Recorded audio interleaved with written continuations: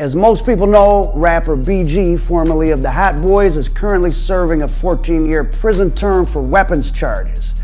Now, just exactly how he got in that predicament is an interesting story.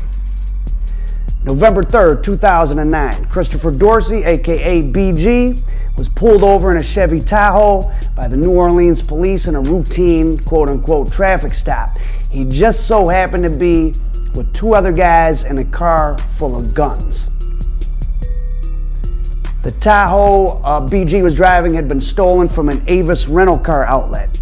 The two men with him, Demonde Pollard and Gerard Fedison, worked for Wild Telly Hankton, who at the time had been declared public enemy number one by New Orleans Mayor Mitch Landrieu.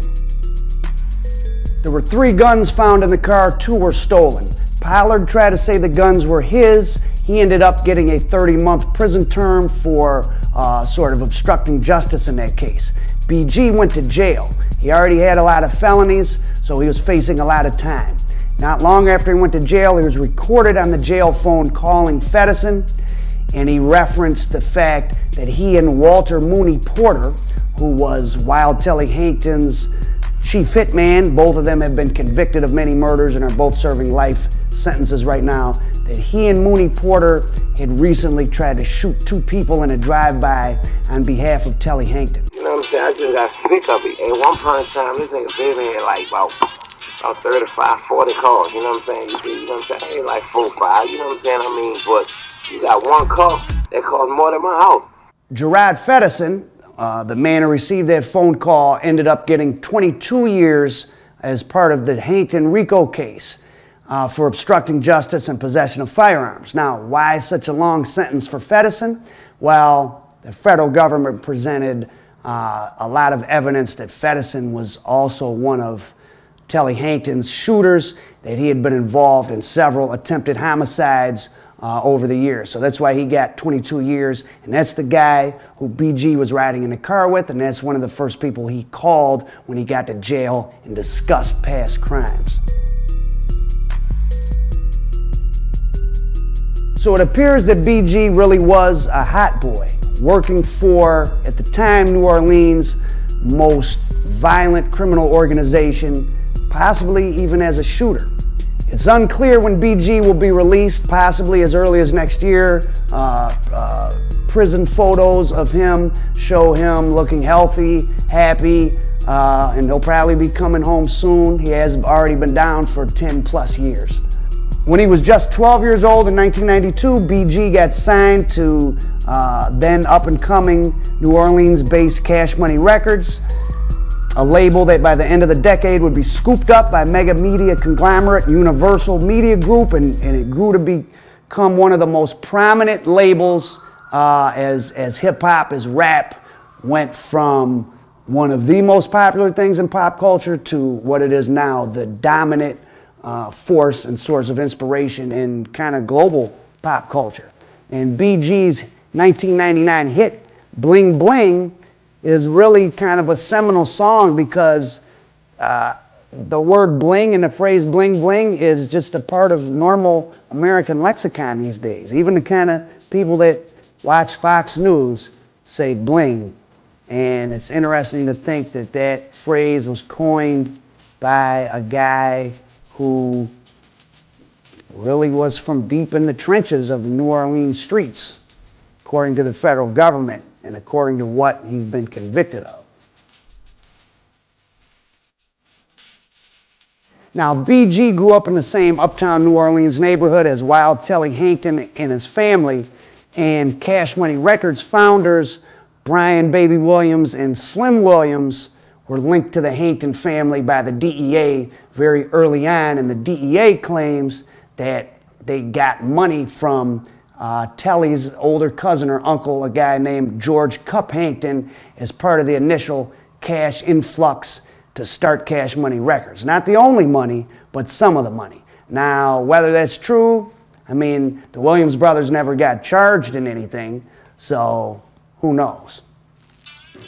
So in the early 2000s, Cash Money at what appeared to be the height of their success, a lot of people started jumping ship. And BG was the first one to go.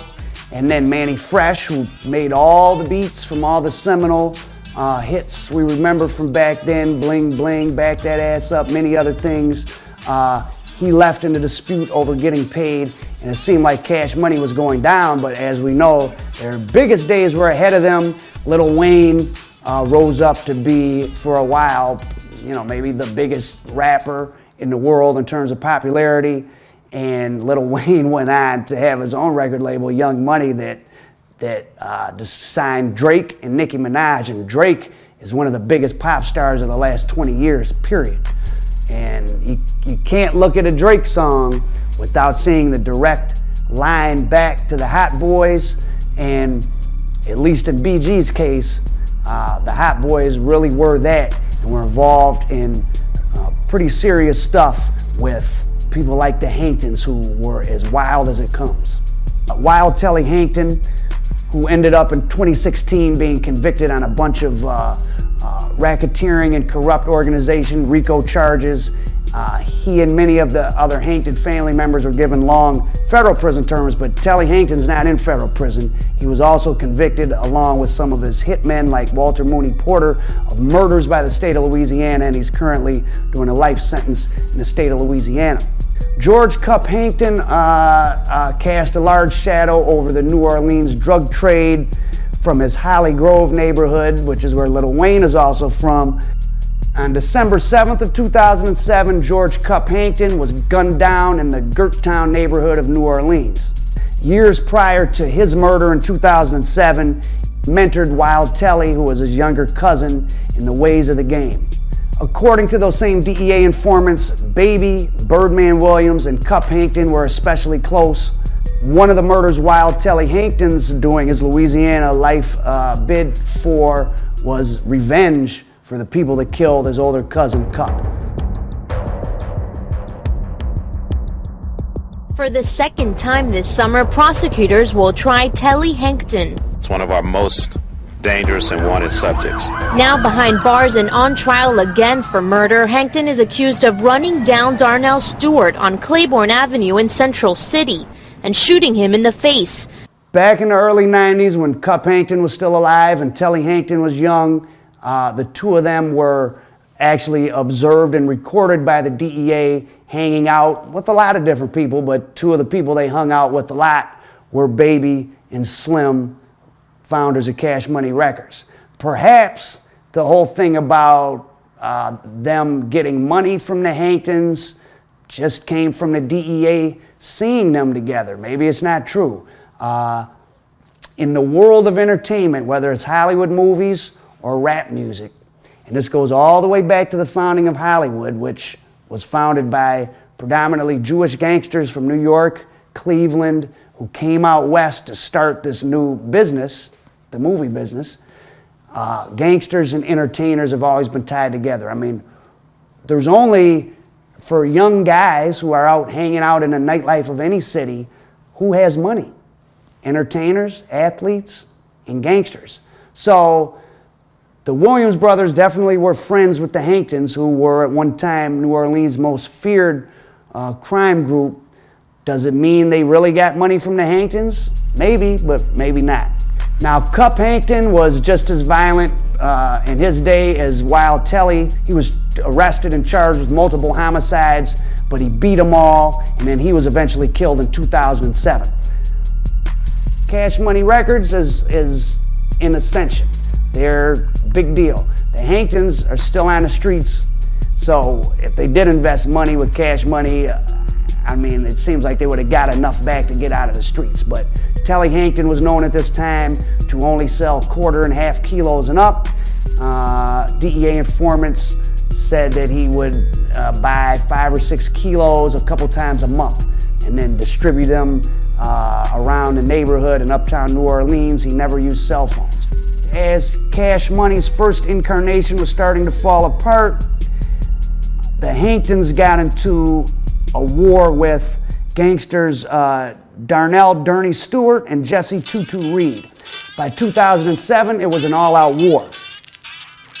Gurney Stewart and Tutu Reed were arrested for Cup Hankton's murder, but like most murder cases in New Orleans at that time, they just sat in jail and the charges got dropped and they were back out on the streets and they were back at war with the Hanktons, now led by Cup Hankton's younger cousin, Wild Telly.